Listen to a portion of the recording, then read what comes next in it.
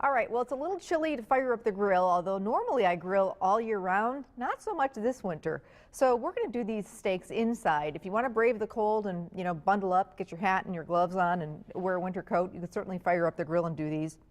But we're actually going to do these right in the skillet, and I'm going to use the drippings from the steak to make a delicious mushroom wine sauce that's just really going to take these steaks to a whole nother level. So I'm going to season the steaks, and I'm using beef tenderloin steaks. Oftentimes around Valentine's Day, they're on sale. I also love them because they are kind of extra special and they're a real quick cook in the house. They're very lean though, so I like to drizzle the steaks with a little olive oil, maybe put a little olive oil in your skillet. And notice I'm using a stainless pan and not a non-stick. I have two sets of pans at home and here at the station. And when you want some color and you want some real flavor, you want a brown chicken, beef, or pork, the go-to pan for this should be a stainless, not a non-stick pan. I do love my non-stick pans for many other things, but not for steaks. Okay. Real important to season both sides of your steaks. Ann, how are you today? Are you feeling romantic? Oh, so much. Ann and I, we didn't get flowers. That's all right. We still love each other. It's still early, I guess. But Emily Dean, her fiance, surprised her during her live shot this morning and sent her roses. She was at a florist while they were getting all ready for Valentine's Day, and it was a really cute TV moment. So he had called the florist this morning while she was there and had them deliver the flowers to her right there while she was at the florist. It was really cute. And the bouquet is like this big. It's ginormous. So we've all been going over to stop and smell the roses. Okay. Now, the key when you're doing steaks in a skillet is to not touch them, not fuss with them. You don't want to be flipping them a bunch of times. You just want a really high heat. So turn on the exhaust fan in your kitchen or open the window for just a minute. And you just don't want to be messing with them. You want a nice sear. So I'm going to leave those be for a minute, and I'm going to get to work on cleaning my mushrooms for my mushroom wine sauce.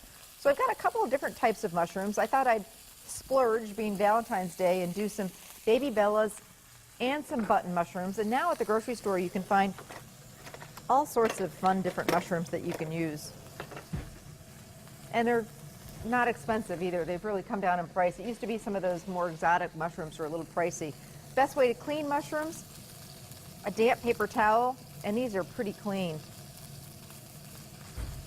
And I just very gently wipe them off.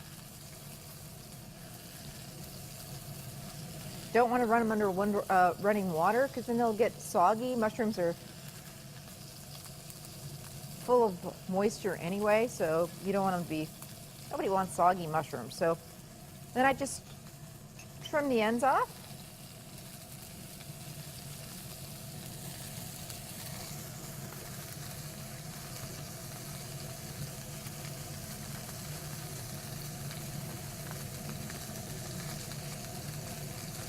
And we'll slice these babies up. Okay, let's check on our steaks. Oh yeah. Gorgeous, that's exactly what we're looking for, that nice crust on the outside of the steaks. So I'm just gonna slice these up.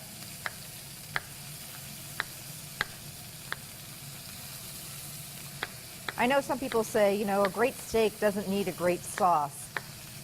And I tend to disagree on that. I actually think a great sauce can complement a great steak and take it to the next level. When you go to some of the fancy steakhouses in some of the big cities, they offer different sauces to accompany your steak, and it just, to me, it makes it extra special. Okay, so I'm going to take some foil.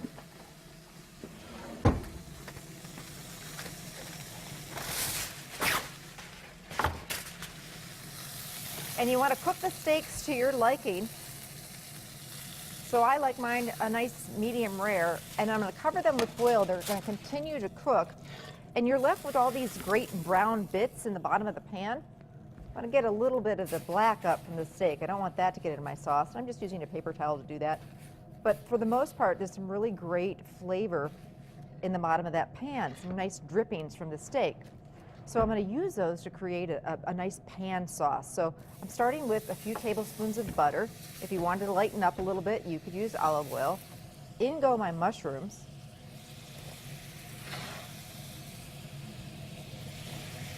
And I love mushrooms with steak.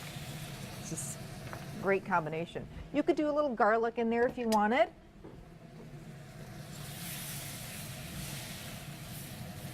Because a date night and two people are eating garlic cancels each other out.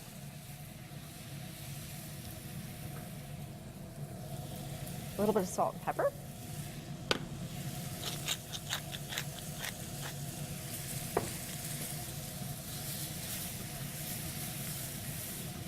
And this is super quick. In fact, in the summer, if I'm grilling steaks or if the weather's cooperative, I actually use the side burner on my grill and make a quick mushroom wine sauce. Now you're not going to have the drippings from the steak, but you still can have some nice flavor by sauteing the mushrooms. And now we're going to add a little bit of flour, just a touch. And this is going to tighten the sauce a little bit. When you add the flour, though, you really want to make sure it cooks for a minute with those mushrooms so that you don't get a floury tasting sauce. Okay, so now we're going to hit this with some dry red wine, like a Cabernet or Merlot, and some beef stock. I love using like the boxed beef stock because you can just use a little bit, put the top on, and use the rest in another recipe down the road. Beef stew, beef stroganoff, something like that. So I'm just going to let that simmer for a minute.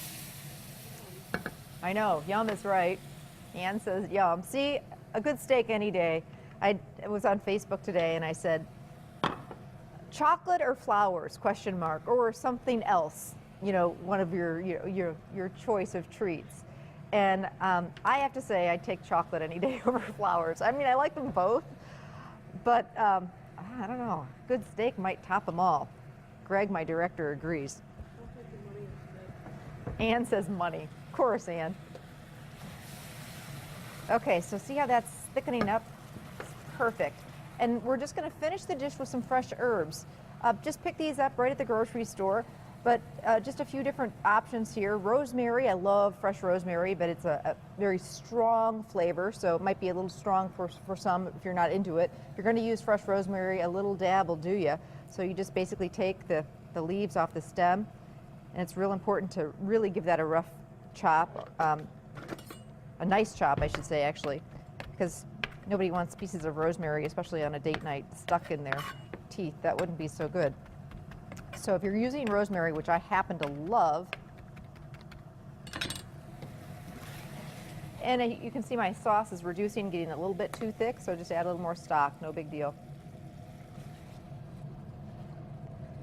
So we're going to use some rosemary, maybe some parsley. And when you're doing fresh herbs, I like to do those at the very end, just to kind of finish the sauce and brighten it at the very end. But that's the other thing that's going to make this sauce and these steaks extra special, is just taking the time to throw some fresh herbs in at the end. Some thyme, and you do just like you would with the rosemary with the thyme, you just kind of strip the leaves off.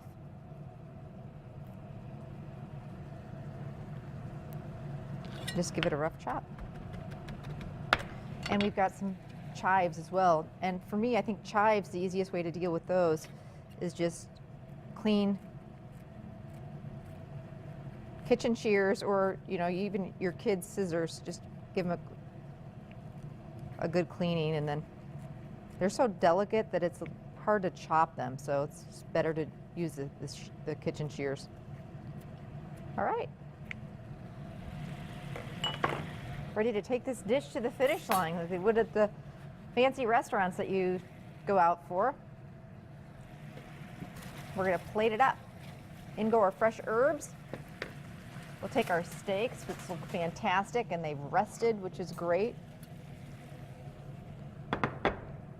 Put a couple of these steaks on a plate. Do some maybe twice baked potatoes. For date night, you don't have to do it all. Pick up some twice bakers at the deli and just heat them up. Make a nice salad.